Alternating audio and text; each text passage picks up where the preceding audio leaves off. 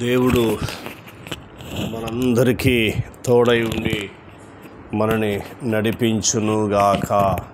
Amen, amen. ప్రతి భయము, ప్రతి అపాయము, ప్రతి కీడు నుండి నిన్ను నన్ను తప్పించి సంరక్షించి పోషించునుగాక. Amen, amen.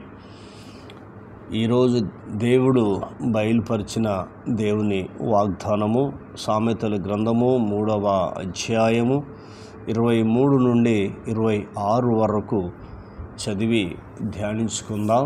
మహాజ్ఞాని అయిన సొలొమోను ఈ మాటలు రాసి వీటిని తెలియపరుస్తూ ఉన్నాడు. అద్భుతమైన మాటలు, ఆశ్చర్యకార్యము జరిగించే మాటలు. అప్పుడు నీవు నా మార్గమున నీవు సురక్షితంగా నడిచెదవు. అప్పుడు నీ మార్గమున నీవు సురక్షితంగా నడిచెదవు. నీ పాదము ఎప్పుడూ తొట్టిల్లదు. పండుకున్నప్పుడు నీవు భయపడవు. నీవు పరుండి సుఖముగా నిద్రించెదవు. అకస్మాత్తుగా భయము కలిగినప్పుడు, దుర్మార్గులకు నాశనము వచ్చినప్పుడు నీవు భయపడవద్దు. యెహోవా నీకు ఆధారమగును. నీ కాలు చిక్కబడకున్నట్లు ఆయన నిన్ను కాపాడును. ఆయనకు స్తుతి మహిమ కలుగునుగాక.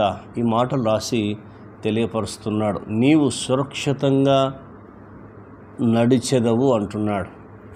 అంటే ఇది మనకు పరుగు పందెం. ఈ పరుగు పందెంలో ఓపికతో, సహనముతో, నిరీక్షణతో, విశ్వాసంతో, నమ్మకంతో పరిగెత్తాలి. గుర్తుంచుకోండి.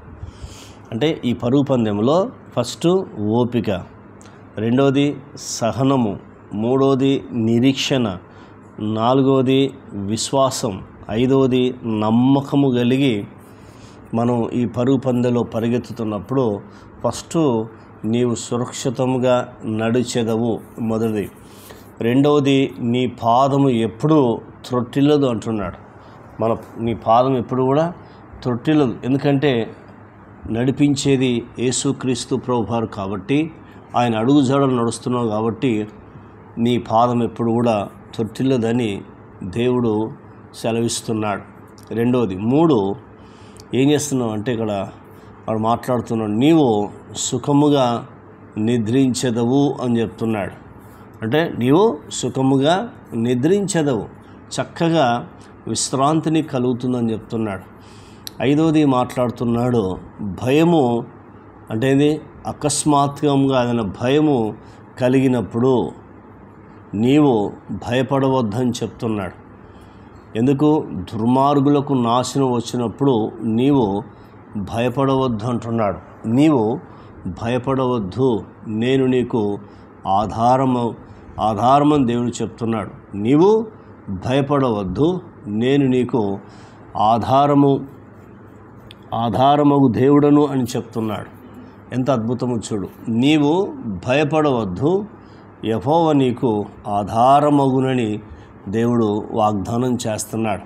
ఆరవది, నీ కాలు చిక్కబడకుండానట్లు ఆయన నిన్ను కాపాడునని చెప్తున్నాడు.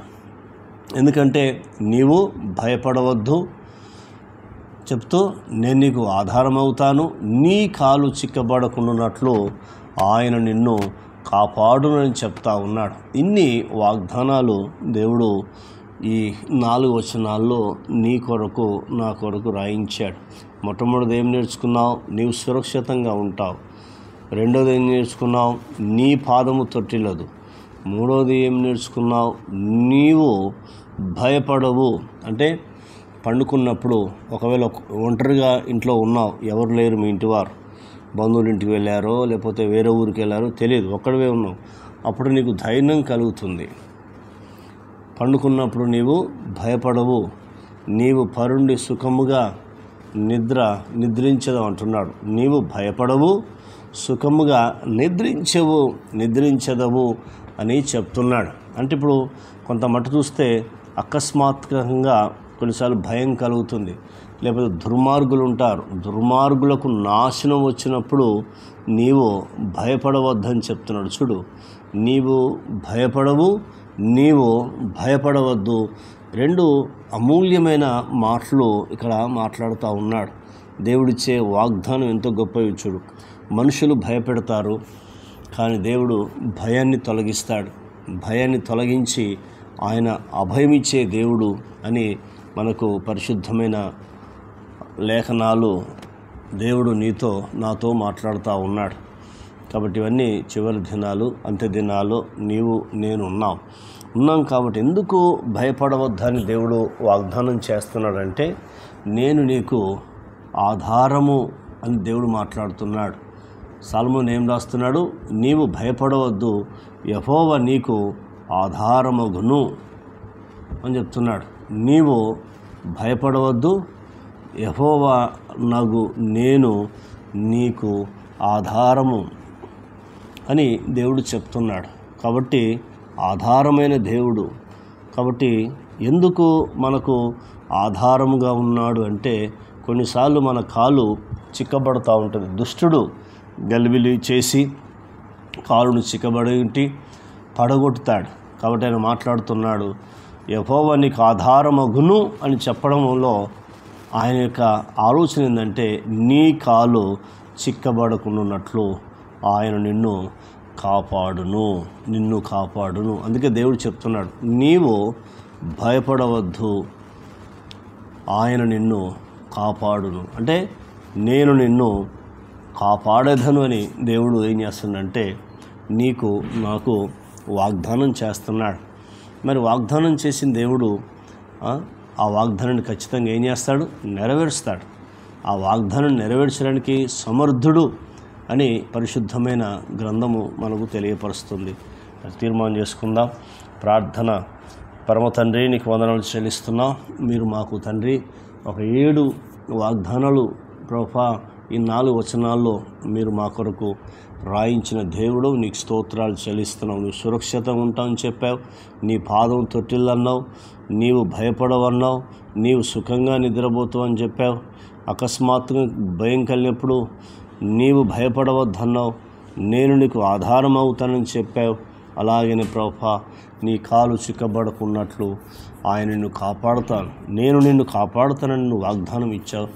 ఈ వాగ్దానం అయ్యా మా జీవితంలో మీరు నెరవేర్చి నీ నామానికి మీరు మహిమ తెచ్చుకోమని అడుగుచున్నాం తండ్రి. నీకు స్తోత్రాలు. ఈ మాటలు దుష్టతకు పోకుండా సహాయం చేయండి. మీకు లెక్కలేని స్తుతులు, స్తోత్రములు, వందనములు చెల్లిస్తూ మహిమ పొందుమని యేసుక్రీస్తు నామములో అడిగినవన్నీ పొందుకున్నాం తండ్రి. ఆమెన్. ఆయన కృప సదాకాలం తోడై ఉండి నడిపించునుగాక. Amen, amen, amen.